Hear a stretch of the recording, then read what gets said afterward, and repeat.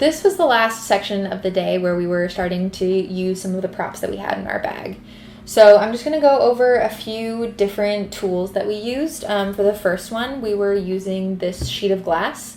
I was pretty much just putting the sheet of glass right in front of the lens, so it was catching the light really nicely across it and giving this really, really awesome kind of lens flare-y effect, but you can see here. So these are a few that we took. And I want to talk about also the difference between using the direct light and the backlight. So when you're using the props, you can start using some of the other techniques that we used from the earlier in the day. With these props, I shot them in both direct light and backlight. So here's using the glass, this glass sheet with using backlight, and then here it is using direct light. And I think you're getting a really nice, when you're using direct light, you get these really cool reflections.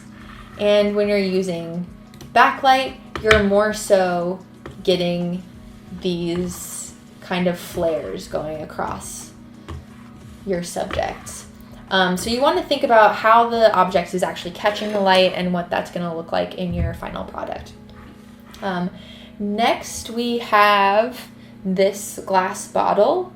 Again, using it, this was using it with direct light. It's like catching the light really nicely, and you get this great green color that's really fun, bringing another element into the composition of your photography.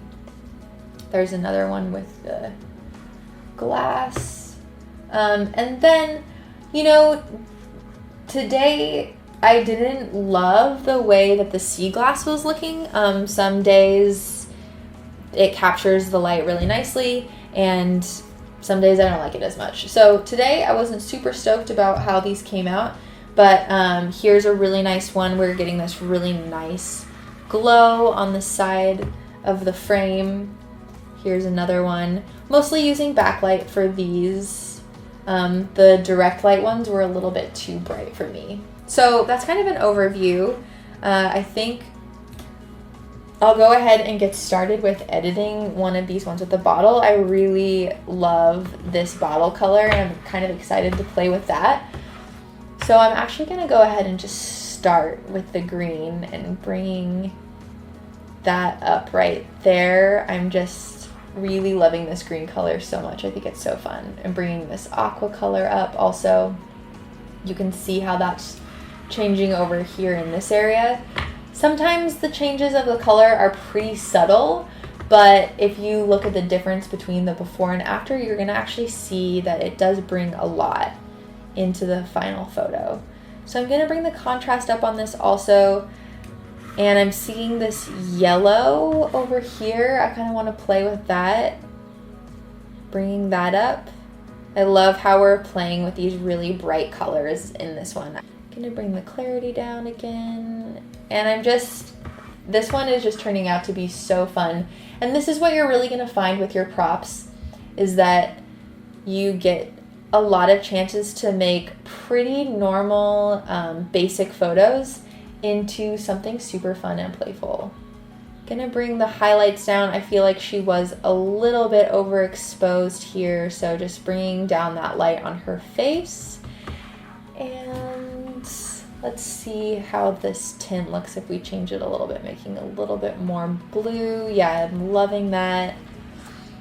And then just to kind of keep on this trajectory of playing with color, I'm going to bring the highlights down out here and bring this, that's going to make this blue pop a little bit. Yeah, so let's look at the first one. Again, super muted colors, a beautiful composition, but definitely with just bumping up the contrast and playing with a little bit of the colors, we're getting a really, really fun photograph that is just bringing me into this super dream state. I feel like I don't know what she's looking at, but it's very dreamy, whatever it is. I guess we'll just do one more from this section. I really want to play around with some of these ones with the glass. Like I said in the beginning, I had never played with this glass piece before, so let's go ahead and do another one with a direct light. Just bumping up the contrast, bringing down some of these highlights, softening up with the clarity. And then I even want to come in to the section with these trees and using a contrast boost, just really playing up this reflection that we've got right here.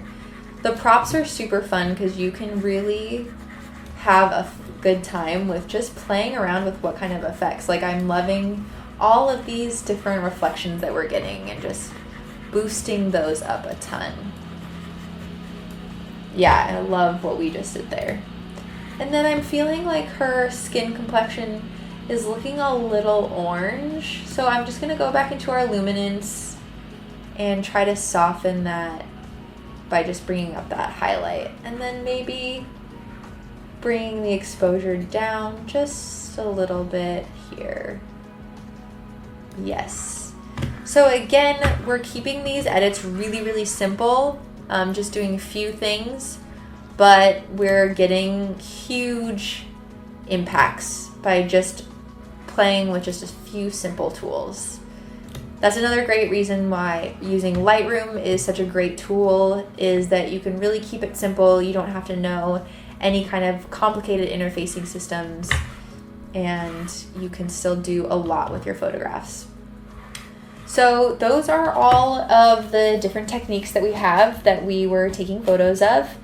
And we definitely went over a lot of different kinds of concepts. Remember, always a great go-to is contrast and clarity for kind of capturing different kinds of feels or vibes for your photograph.